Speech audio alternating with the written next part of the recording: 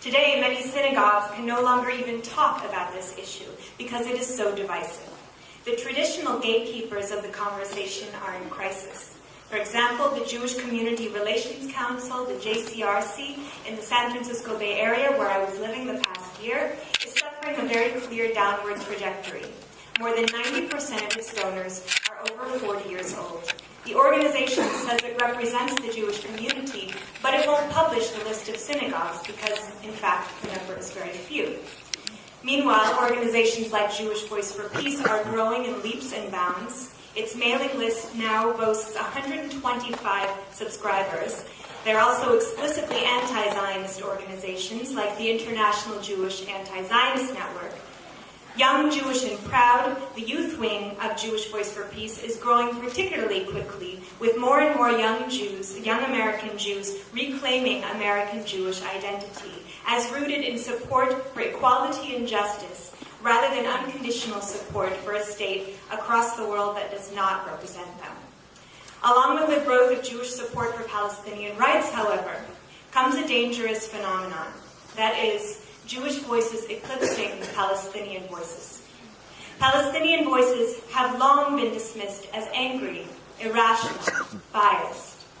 Even people supporting justice for Palestinians often say they'd rather have a Jewish speaker come to their community because our voices are more credible. They would rather have me telling Palestinian stories than a Palestinian, the expert, telling her or his own stories. Events like today's draw larger crowds than a panel of Palestinians speaking out about their own struggle. Intentional or not, what happens is that just as we are trying to break down the imbalance of power and privilege in Israel-Palestine, we are recreating the same power imbalance in the U.S. context. We must challenge not only Israel's abuse of Palestinians, but the underlying racism at its core, that somehow Jews are more important than Palestinians. We must acknowledge that privileging Jewish American voices, rather than featuring and listening to Palestinian voices, is rooted in racism. Let's take an analogy. Imagine an all-male speaking tour in the late 1960s promoting the feminist movement. Imagine people inviting panels of men to speak about feminism because, well, women are so angry and irrational. They won't be heard as credible. Any half-politicized person would rightly have called this out for what it is, misogynistic. Because the feminine movement was not and is not just about an end goal of getting women certain rights. It's about empowering women, women being able to speak for ourselves. It's about transforming society overall. Speaking for myself, the same goes for this movement. As we speak about freedom and justice for Palestinians, their voices must be at the center. And I'll talk about what that means in practice a little later. But meanwhile, what is the role of Jewish Americans on this issue? I would argue that an honest analysis of the situation shows that mainstream Jewish American institutions are among the traditional gatekeepers on this issue, and that Jewish voices are uniquely placed to challenge and disrupt those institutions' hegemony. We must be present in coalitions challenging those institutions, defending allies from claims and charges of anti-Semitism that are used to stifle legitimate discussion about Israel and to suppress action. The more of us that speak out, the harder it becomes for pro-occupation Jewish institutions to claim to be in any way representative. By showing that the Jewish community is not monolithic, we show that this is not an identity-based struggle between Jews and Palestinians, but a struggle for human rights like any other. To put it another way, it's not about Jews leading the way, it's about stepping out of the way. I'll give you an example. This past summer in the Bay Area, I was part of a hearing by the Sonoma County Commission on Human Rights regarding an upcoming local bus contract renewal with Veolia, which is a company that is also deeply implicated in the Israeli occupation. It was standing room only, with testifiers flowing out the door waiting to speak. Defending the local bus contract were representatives of Veolia Corporation and some members of the Jewish community. On the other side was a diverse group of community members and others from the Jewish community. In other words, it was only the Jewish community that was divided. What was the effect?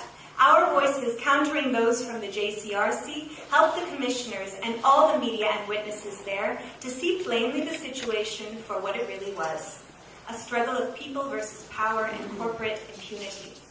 We made space for others to be heard, and as Jews we can use our voices particularly to help lift up the voices of Palestinians that have been silenced for so long.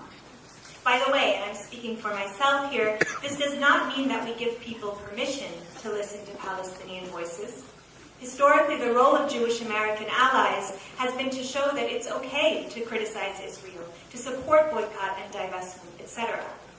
But what's really needed is a complete paradigm shift.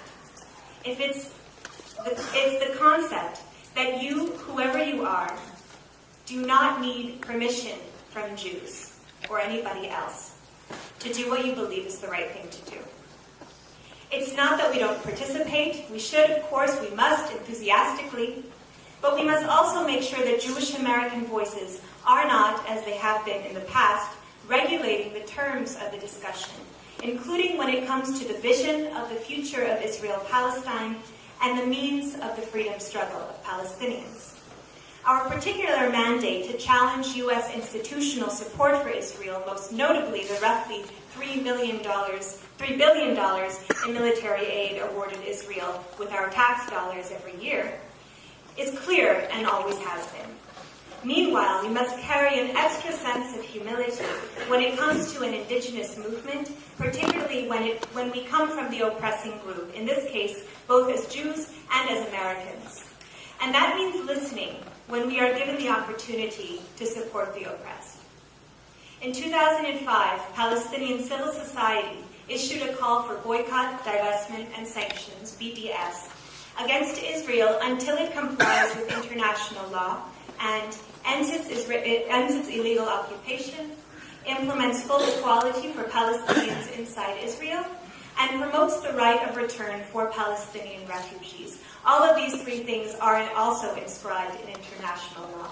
The call does not specify what the solution should look like necessarily. Behind this call stands the largest breadth and broadest consensus of Palestinian voices to my knowledge. It has been signed by more than 170 organizations representing all segments of Palestinian civil society, including unions, all major political parties, human rights organizations, and more. The growing global BDS movement is a thriving, diverse, and inclusive movement. It is strategic in nature, empowering groups around the world to choose targets and tactics that are appropriate within each particular context. It stands on three pillars: freedom, equality, and justice, representing the three rights articulated in the call, the three minimal components to fulfilling Palestinians' most fundamental rights. The movement has had tremendous success so far, with victories announced weekly or sometimes daily from around the world, growing in size and significance. Most recently in the U.S., for example, the Quaker Friends Fiduciary Corporation, which manages investments for more than 250 Quaker institutions around the country, decided to divest from Caterpillar, Veolia, and Hewlett-Packard.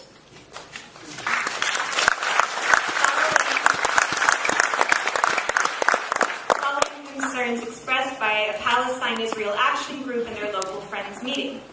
Earlier this year, Morgan Stanley Capital Investment, MSCI, delisted Caterpillar from its list of socially responsible investments, prompting financial giant TIAA-CREF to divest close to $73 million from their social choice fund. These are just two of the most recent examples.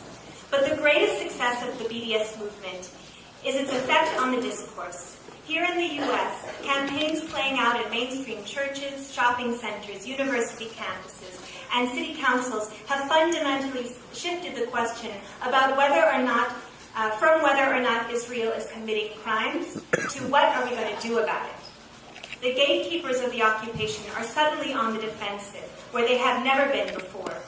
And more than any book or speaker, and I'm speaking as an author and a public speaker, ever could before, BDS campaigns, whether they win or lose, are changing the way that people think about Israel and the Palestinians. I believe the success of BDS is behind some of the exciting phenomena that Dr. Finkelstein writes about in his book. This shift in discourse will also be key to forcing an end to U.S. military aid and other U.S. institutional, including corporate, support that enables Israel's abuses. In part through BDS, the Palestine solidarity movement has transformed from talking about Palestinian self-determination to manifesting it. Palestinians are no longer relegated to the sidelines of their own liberation struggle, but are in fact the leaders of it. This, of course, makes speakers like myself much less important, and that's okay with me. In fact, I'm happy about it. Freed from the old paradigm, the result is quite beautiful. Quote, "It's clear what the future looks like," end quote. To quote Cecily Zaraski of Jewish Voice for Peace in her article written after the first night of the University of California at Berkeley hearings on divestment.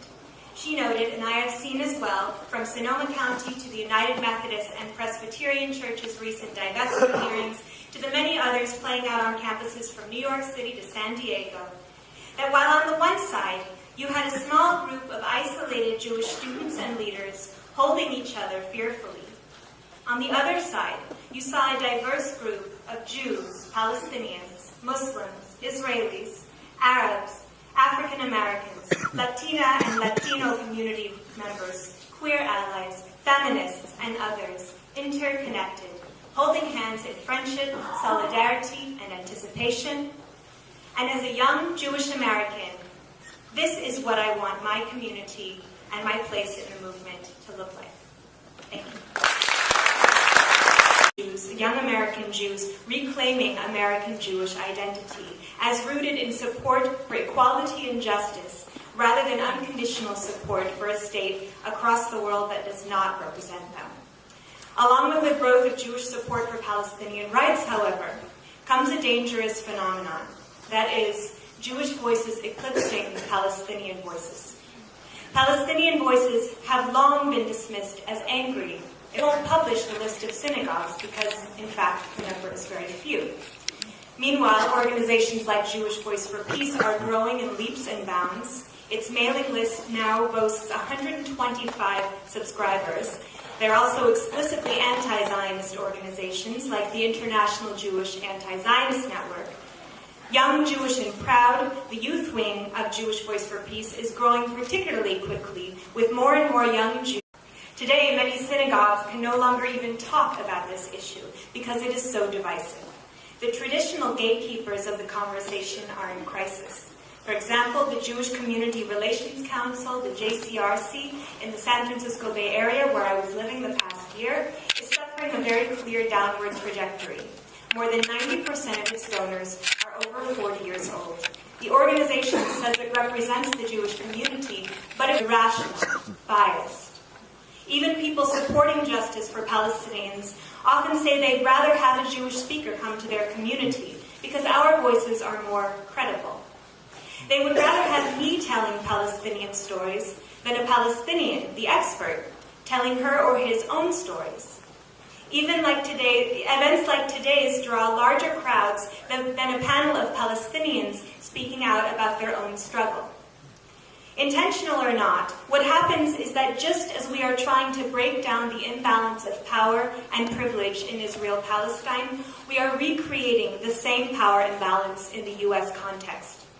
We must challenge not only Israel's abuse of Palestinians, but the underlying racism at its core, that somehow Jews are more important than Palestinians. We must acknowledge that privileging Jewish American voices